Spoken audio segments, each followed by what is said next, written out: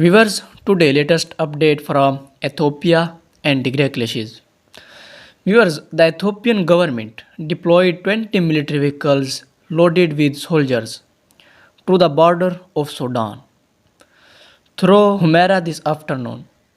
Heavy clashes have erupted at a place called all around Lugdi, and the Tigrayans in the Hemdayat refuge camp are under threat.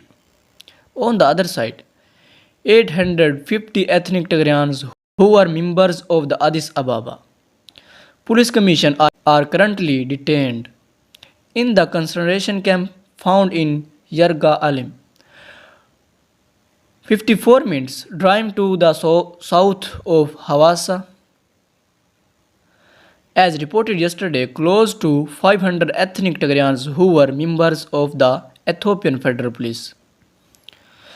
Ethiopian Federal Police Commission are also detained in the concentration camp found in Sindafa, about 40 kilometers east of Addis Ababa, Oromia region.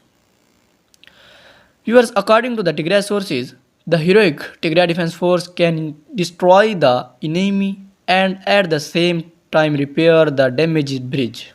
They destroy the bridge, Tigray Defense Force repairs bridge. Nothing gonna stop Tigray Defense Force. Viewers, they destroy and Tigray Defense Force rebuilds the river bridge that connect Wag and Gondar. Tigray Defense Force is repairing it. So viewers, this is the latest update about it. For more latest report, please subscribe my YouTube channel.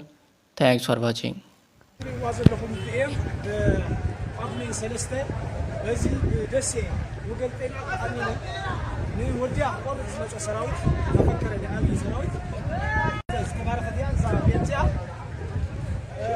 زابين تحزي هنا أزي كلتا سلسلة من فعنو كلتا زول وا بكت زولا مكان الله أزي أو سموسي استمارة